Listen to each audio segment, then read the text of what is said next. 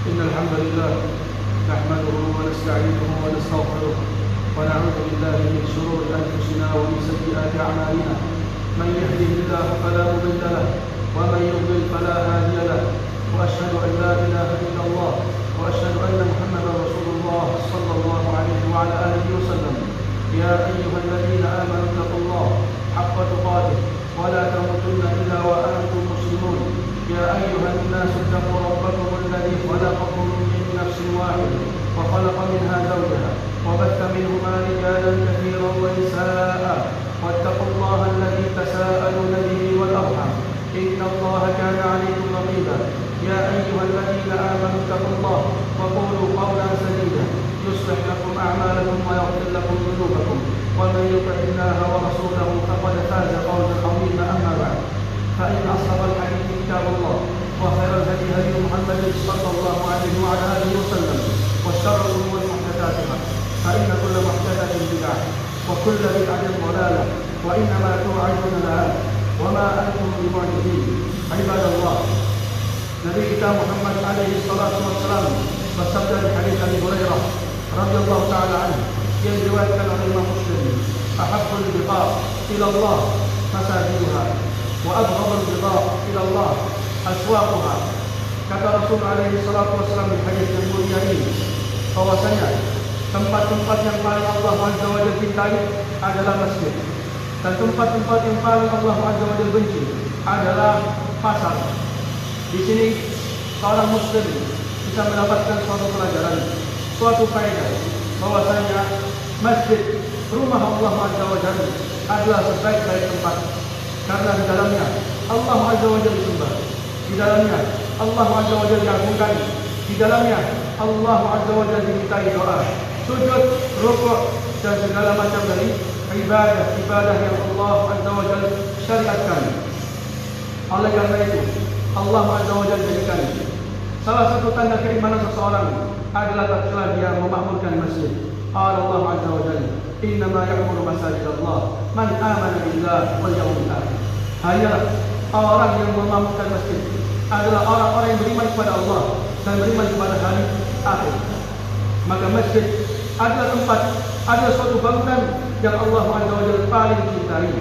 Oleh karena itu Allah Azza wa Jalla sandarkan masjid ini kepadanya sebagai bentuk pengagungan, sebagai bentuk kemuliaan dari Allah Azza wa Jalla untuk masjid.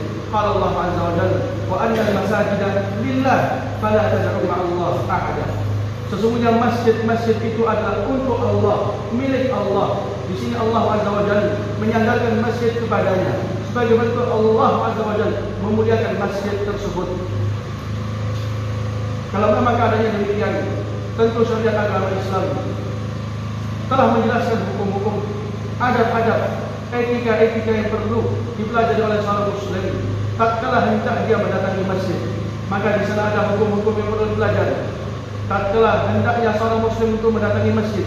Di antaranya adalah hendaklah seorang muslim tatkala dia hendak mendatangi masjid dalam keadaan suci, telah wudu, telah mengangkat hajat, karena dalamnya adalah suatu bentuk dia mengamalkan sunnah Nabi alaihi salatu wassalam, dan di dalamnya adalah suatu ampunan dan juga suatu bentuk di mana Allah Azza wa Jalla mengangkat derajat seseorang.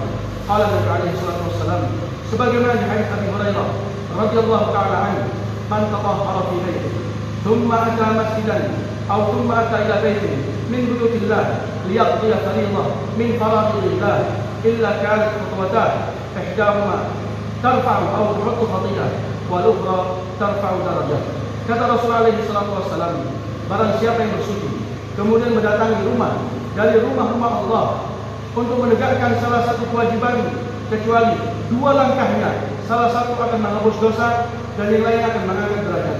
Sungguh ini suatu kemuliaan, suatu keutamaan yang Allah Azza wa Jalla karuniakan untuk umat Muhammad alaihi salatu wassalam. Dan misalnya di hadis Utsman, qala Nabi alaihi salatu wassalam, "Man tawadda fa asbagha al-wudu thumma masha ila as-salati al-maktubah liyaqdiya fariidatan min faraidillah azza wa jalla illa ma'al muslimin aw ma'an nas aw ma'al jamaah ghafara Allahu lahu dhanbah Maka di sini Rasulullah SAW menjelaskan, barang siapa yang mendatangi masjid dari masjid Allah Azza wa Jalla untuk menegakkan suatu kewajiban dalam keadaan dia telah bersuci kecuali Allah Azza wa Jalla mengampuni dosanya, maka di sana ada bentuk pengampunan dari Allah, bentuk Allah Azza wa Jalla mengangkat suatu derajat, bentuk di mana Allah Azza wa Jalla akan menghapus dosa seseorang tatkala dia mendatangi masjid dalam keadaan telah berwudu. Sunnah ini telah kita ketahui banyak di mana manusia meninggalkannya. Banyak manusia tidak mengamalkan sunnah tersebut. Maka hendaklah seorang muslim tatkala mendengar hadis-hadis yang seperti ini itu untuk mengamalkannya, berusaha tidak datang dan mengunjungi rumah Allah Azza wa Jalla untuk menegakkan suatu kewajiban kecuali dalam keadaan dia telah bersuci dan telah mengangkat hadas. Dan juga di antara hukum yang perlu diketahui, tatkala seseorang ingin mendatangi masjid untuk menegakkan suatu kewajiban, hendaklah dia telah berhias dan telah menggunakan salah satu pakaian yang paling baik yang dia miliki, sebagai bentuk dia berhias di hadapan Allah Azza wa Jalla, sebagai bentuk dia mengagungkan Allah Azza wa Jalla. Maka Allah Azza wa Jalla menjelaskan di ayat yang mulia, ya bani Adam, khudhu zinatakum 'inda kulli masjid. Wahai bani Adam, ambillah zinatakum, yaitu hiasan-hiasan kalian 'inda kulli masjid, di semua masjid. Di sini Allah Azza wa Jalla memerintahkan bukan sekedar untuk menutup aurat, tapi Allah Azza wa Jalla memerintahkan agar seseorang mengambil hiasannya tatkala dia mendatangi masjid. Maka ini jelas suatu bentuk perintah dari Allah Azza wa Jalla, suatu syariat yang Allah Azza wa Jalla perintahkan ke umat Muhammad alaihi salatu wassalam, yaitu untuk berhias, berdandan di hadapan Allah Azza wa Jalla. Dan telah datang hadis yang diriwayatkan oleh Imam Al-Baihaqi dan juga Tahawi, di mana Rasul alaihi salatu wasallam mengatakan, "Idza shalla ahadukum falyalbas thawbayn, fallahu azza wa jalla ahaqqu an yutazayyana lah."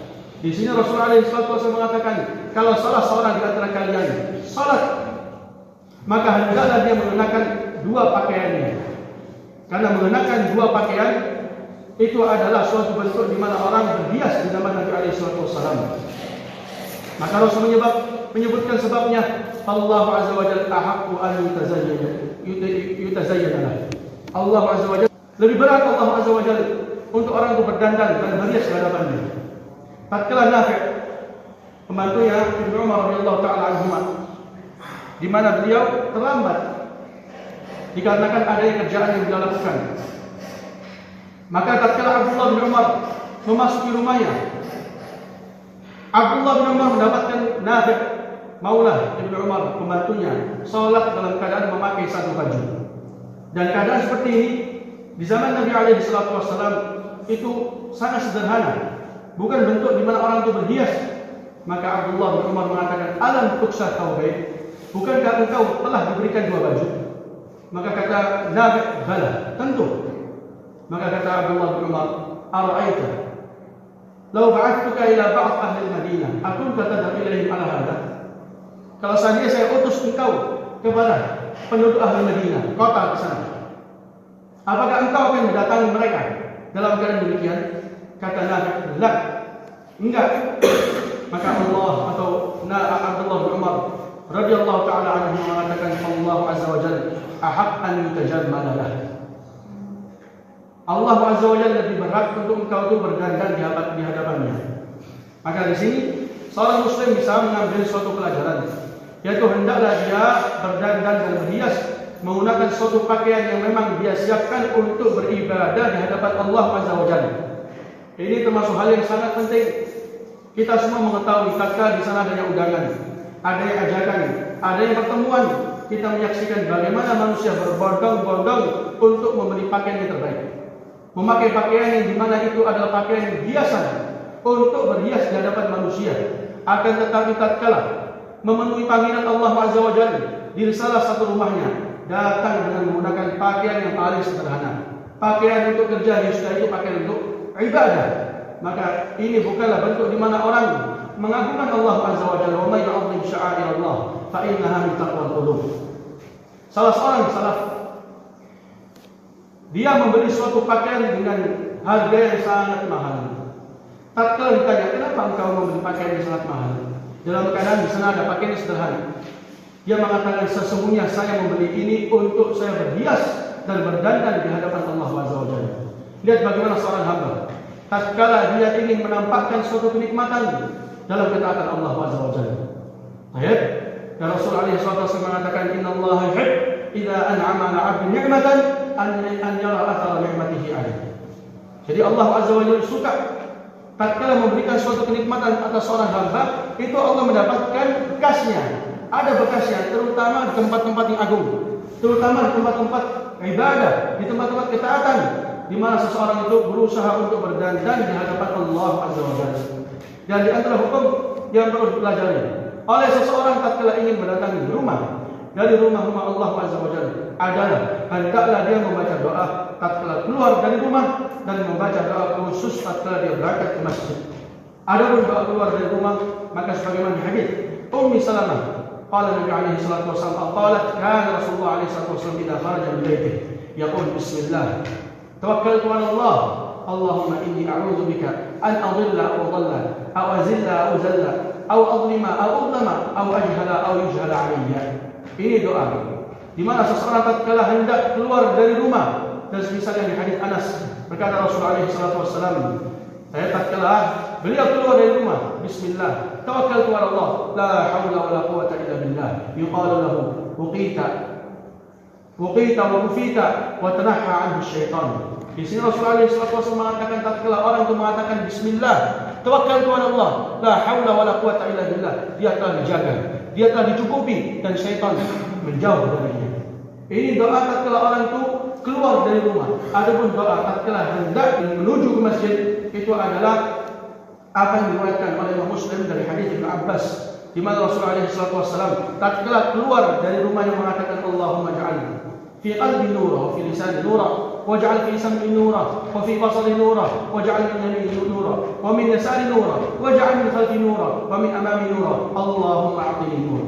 Di sini Rasulullah SAW berdoa kepada Allah Azza wa Jalla untuk meminta suatu cahaya untuk hatinya, untuk lisannya, untuk pendengaran dan penglihatannya. Allah Azza wa Jalla, di mana Rasulullah SAW meminta agar memberikan untuknya cahaya di hadapannya, di belakangnya, di kanan dan juga di kiri. Ini doa yang dimana banyak kaum muslimin tidak mengetahuinya. Pun kalau ada yang mengetahuinya, tidak diamalkan. Maka pantas seorang muslim tatkala mendengar suatu hadis yang demikian untuk dia amalkan, untuk dia kerjakan demi mendapatkan pahala dari Allah Azza wa Jalla. Di sini Rasulullah SAW jelas meminta agar diberikan dan dianugerahkan suatu cahaya depan, belakang, kanan, kiri. Karena kita mengetahui bahwasanya syaitan itu adalah musuh manusia, musuh yang selalu menghampiri manusia di semua keadaannya. Inna syaitan yahduru ahadakum inda kulli syai'in bisa'ih. Di semua keadaan syaitan akan datang, terutama tatkala hendak seorang muslim menuju ke masjid untuk menegakkan suatu kewajiban, maka syaitan akan andil di dalamnya, akan andil baik melalui depannya atau belakangnya atau kanannya atau kirinya, sebagaimana firman Allah Azza wa Jalla, "Tsumma la'atiyannahum min bayni aydihi wa min khalfihi wa 'an yaminihi wa 'an shimalihi wa la tajid aktsarahum syakirin." Di sini syaitan bersumpah kepada Allah Azza wa Jalla akan mendatangi dan mengganggu manusia dan menyesatkan manusia melalui depannya, belakangnya, kanannya dan kirinya. Maka cocok seorang muslim tatkala dia hendak mendatangi masjid, tatkala dia di jalan untuk berdoa sesuai dengan doanya Nabi alaihi wasallam, yaitu minta agar diberikan suatu cahaya yang bisa menerangi jalannya. Cahaya dalam arti suatu ketaatan, suatu pengenalan dia dengan Tuhannya. Maka ini sangat membantu orang itu bisa menggapai suatu khusyuk tatkala menegakkan sholat. Demikian juga tatkala orang itu dia di jalan hendak mendatangi masjid, perlu diketahui hendaklah seorang muslim tatkala dia di jalan untuk menjaga adab, etika dan rasa tenang, menjaga ketenangan, menjaga wibawa, menjaga martabat, jauh dari perbuatan yang sia-sia, jauh dari yang namanya main-main di jalan. Karena ini termasuk hal yang menafikan adab tatkala orang itu hendak mendatangi masjid. Rasulullah SAW mengatakan di hadis Abu Hurairah radhiyallahu taala anhu, "Idza sami'tumul iqamah famshu ila as-salah fa'alaykumus sakinata wal waqar wa la tusri'u fama fatakum fama adraktum fasallu wa ma fatakum fa'timu. Di sini Rasulullah alaihi wasallam mengatakan, kalau kalian telah mendengarkan iqamah, telah mendengarkan qamat, famshu ila salat, hendaklah kalian jalan menuju salat. Fa'alaikumus sakinata wal waqar, hendaklah kalian itu selalu di atas ketenangan, di atas wibawa. Jangan main-main, jangan melakukan hal yang sia-sia. Wala tusru, jangan kalian itu tergesa-gesa. Mana yang kalian dapatkan dari rakaat, salatlah. Mana yang tertinggal, maka tunaikan dan bayar.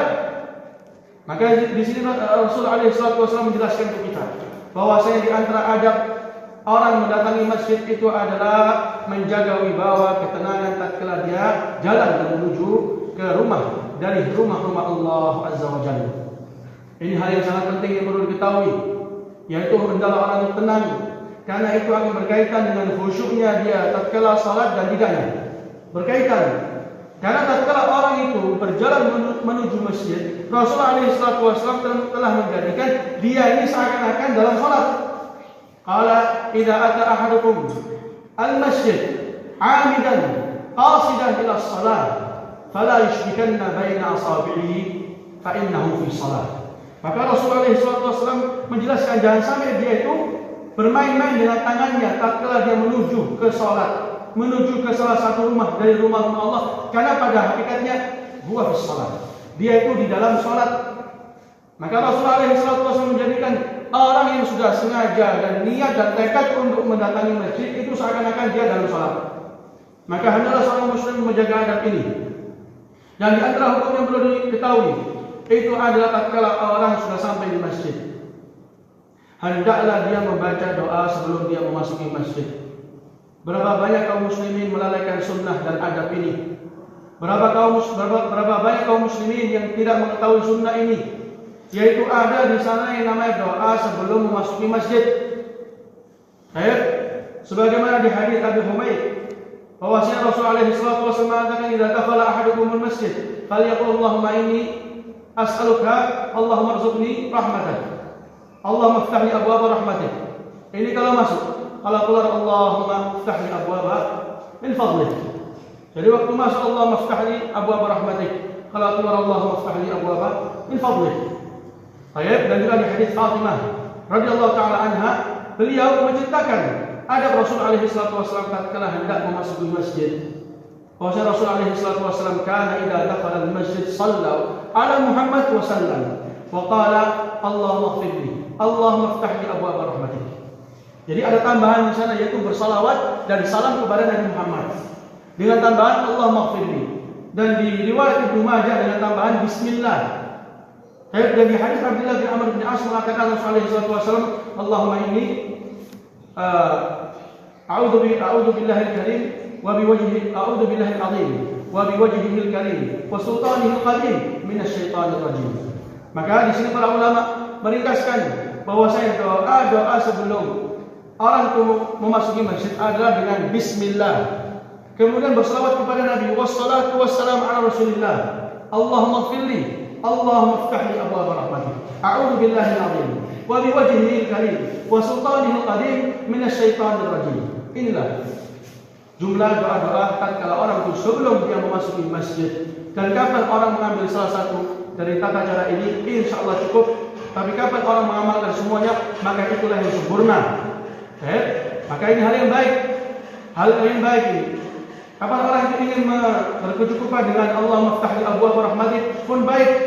Karena di situ seseorang itu meminta kepada Allah Azza wa Jalla agar dibukakan untuknya pintu rahmat. Dan ini sangat cocok tatkala orang itu hendak memasuki masjid, menunaikan suatu kewajiban, dia meminta kepada Allah agar dibukakan pintu rahmat. Dengannya dia diberikan dan dianugerahkan suatu yang dibentuk kekhusyuan dalam salat. Di dalamnya dia diberikan oleh Allah Azza wa Jalla tekun dalam beribadah dan berdoa. Betapa perlunya seorang hamba itu untuk meminta kepada Allah Azza wa Jalla suatu bantuan. Betapa perlunya seorang hamba untuk memohon kepada Allah agar dianugerahkan suatu taufik dan hidayah, terutama tatkala dia hendak menunaikan salat, yang dimana salat ini adalah ibadah yang teragung selepas kalimat syahadat. Maka ini hal yang sangat penting, hal yang sangat cocok. di mana tatkala seseorang hendak memasuki masjid, hendaklah dia membaca doa yang telah Rasul alaihi salatu wasallam contohkan. Kemudian di antara adabnya adalah hendaklah orang mengedepankan kaki kanannya sebelum kaki kirinya. Masuk dengan kaki kanan dan keluar mengedepankan kaki kiri. Sebagaimana di hadis Anas bin Malik yang diriwayatkan oleh Imam Al-Hakim, qala minas sunnah idza dakhalta al-masjid an tabda bi rijlika al-yumna wa idza kharajta an tabda bi rijlika al-yusra. Di sini Anas bin Malik mengatakan termasuk dari sunnah engkau tatkala hendak masuk masjid engkau mengedepankan kaki kanan. Tatkala engkau keluar mengedepankan kaki kiri. Karena anggota tubuh yang kanan itu lebih unggul daripada kiri. Di mana Nabi kita Muhammad alaihi salatu wasallam kana yujibu tayammum, sangat suka mengedepankan yang namanya kanan. Fi tana'ulihi wa tarajjulihi wa tuhurihi wa sya'nihi. Baik tatkala bersuci, tatkala bersisir, tatkala menggunakan sandal, wa fi sya'nihi dan di semua perkaranya beliau. Perkara-perkara yang memang memiliki kedudukan, kemuliaan, di antaranya adalah tatkala hendak masuk masjid. Kalau para ulama telah sepakat bahwasanya orang itu dianjurkan untuk dia sebelum masuk kamar mandi mengedepankan kaki kiri, maka kita harus juga mengetahui dan harus juga yakin bahwasanya sebelum memasuki al-masjid dari rumah Allah Azza wa Jalla mengedepankan kaki kanan. Maka ini adalah adab yang baik yang perlu diketahui oleh seorang muslim tatkala dia hendak mendatangi rumah dari rumah-rumah Allah Azza wa Jalla demi menegakkan salah satu kewajiban yang Allah Azza wa Jalla wajibkan. Walhamdulillah.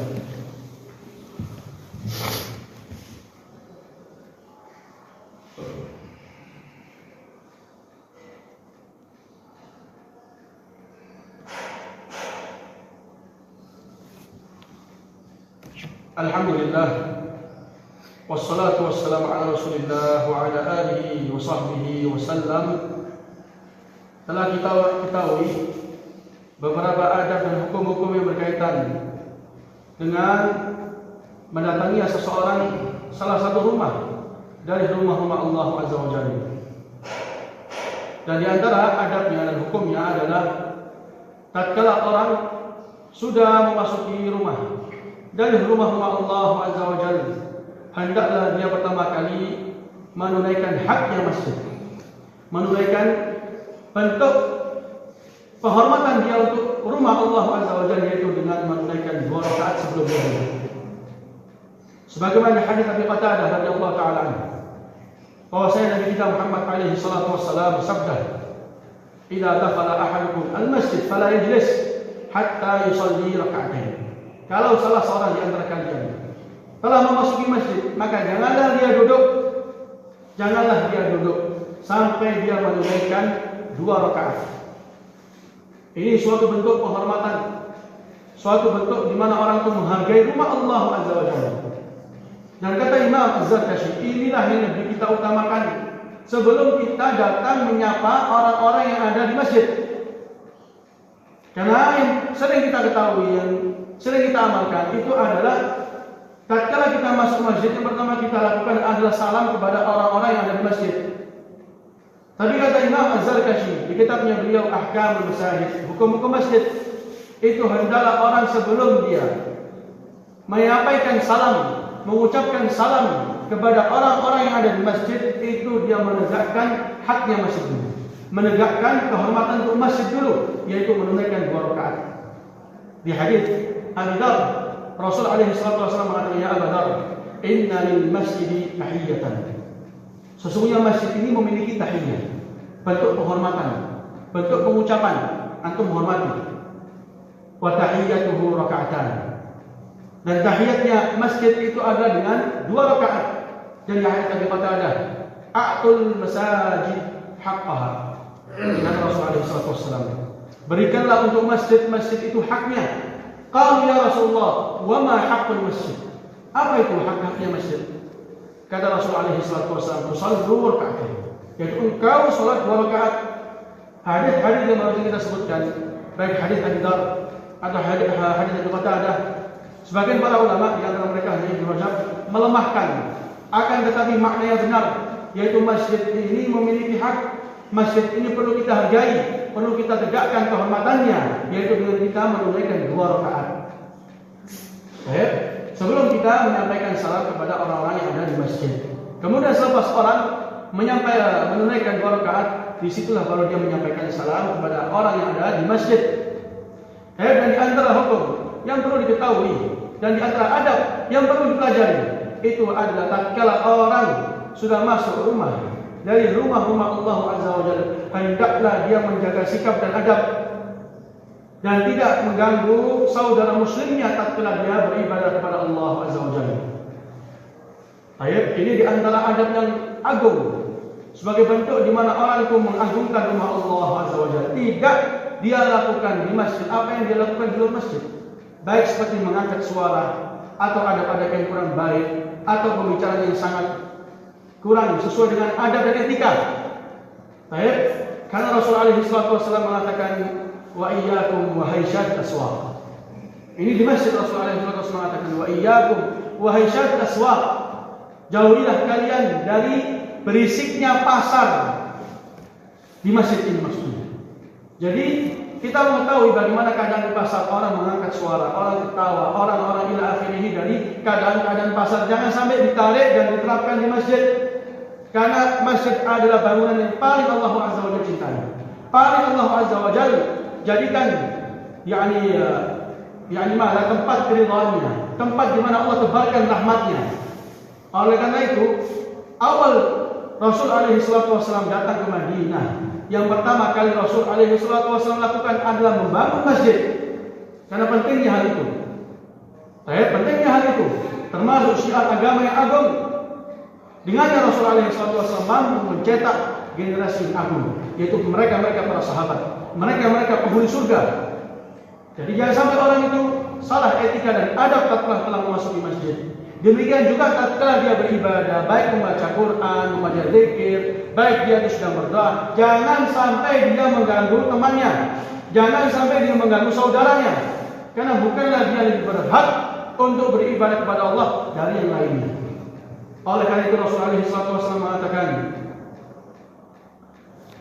qala alaihi salatu wassalam, la yajhar ba'dukum ala ba'din fil Qur'an, fa inna kulla wahidin minkum yunaji rabbahu, kama qala alaihi salatu wassalam.